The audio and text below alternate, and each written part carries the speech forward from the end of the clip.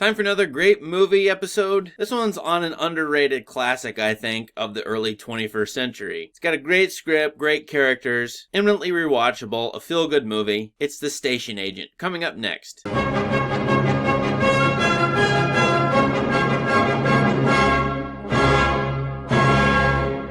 You might not have heard of The Station Agent. It's a 2003 movie directed by Tom McCarthy, his first movie. He would go on to direct subsequently well-known movies. And this one features an actor who would become famous later, Peter Dinklage. Does a great job here acting as a dwarf character named Finn, who's an expert train hobbyist. And in the early portion of the movie, Finn works for a train hobbyist store. Well, the owner of that store, his friend, dies, and he leaves Finn with one thing, a piece of property, an actual train depot in Newfoundland, New Jersey. So Finn, who has no friends and can't drive a car, goes to live in the train depot. He's an extreme extrovert, and he seems to want no friends whatsoever. He's gonna go live a monastic life out in this depot studying trains. But the problem with Finn is he keeps drawing people to him, and that's both for good and bad reasons. He's got a problem with people mocking him for his size. But he's also interesting in and of itself, and he gets friends instantly. When he moves into the depot, unbeknownst to him, there's a hot dog stand operator. His name is Joe, and he's a very gregarious man. He wants to be Finn's instant friend, and so he keeps bugging Finn to come along with him and teach him about trains. As well, Finn inadvertently bumps into a female artist who nearly runs him over twice. This is Olivia, and she's suffered many great hardships in her life. Well, so has Finn, and so has Joe, and so those three characters come together, and in a weird, oddball sort of way, they become friends. This is a movie about strange, inadvertent friendships that do form in real life. The unexpected people who come into our lives and become our friends, even though we didn't want friends in the first place. In the way, this movie could just be viewed very simply as three people trying to find other people to relate to. And the movie is a story of the journey of these three people coming together and becoming friends in the end. However, the script is very complex, and it's way more interesting to study this movie and to think about it. Why is that? Well, Finn is a train hobbyist. And the movie has this metaphor of a person walking down train tracks, and those train tracks, their future, their destiny being laid out for them, with them not in control of their future. The question this movie has is, are we fated to some future, no matter what it is, or can we change our own path? Finn walks what's called the right of way. This is a technical train term, but it has some interesting possibilities. Is he walking the right way? Well, this artist, Olivia, knocks him off his path twice. She's swerving, she's unpredictable, uncontrollable. And unlike Finn, she doesn't just walk a straight path. That's exactly what happens in this movie with Finn. Just as he thinks he's in control of his life, something comes and knocks him over. He meets a lot of new friends, including a young African-American girl who's really interested in him and trains. And she invites him to come speak at her school. While he hates people, he doesn't want to speak in front of people,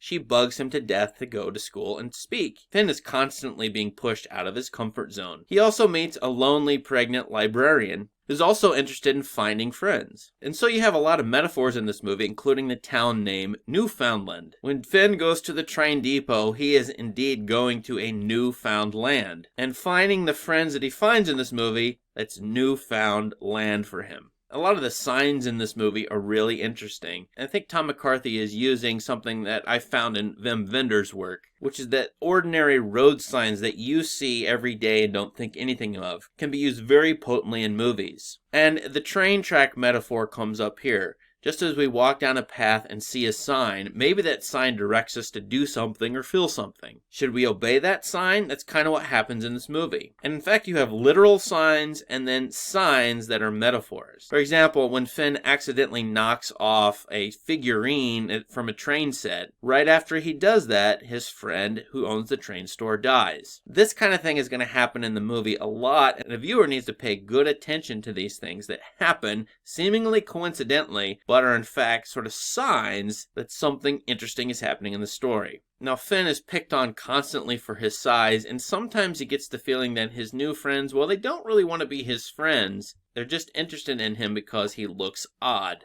I think he's an introvert by nature. I think he's been pushed into being a loner by society. And he really has a grudge against all people because of this. So the question for him is, can he ever trust anybody ever? even friends who look like they want to be friendly with him. Maybe he shouldn't trust anybody. So that's one of the key conflicts in this movie. And there's a fabulous scene about 20 minutes before the end in which Finn walks along train tracks at night. You have to see it to understand it, and I can't describe it in this video because it will spoil too much. But Finn walks against the right-of-way and faces the trains that he absolutely loves. You know, one great thing about this movie, it gets me interested in something I don't care about at all. I've never cared about model trains as a hobby. Never even understood it. You know what this movie does? It gets me to care about model trains and train watching as a hobby. That's what good art is for. It gets us to care about details, people, and things that we ordinarily don't care about. And gets us to see the wonder in them. So I think you should watch The Station Agent. I think most people are really going to like this movie. And thanks for watching. Please subscribe to this channel if you haven't. Have a great day.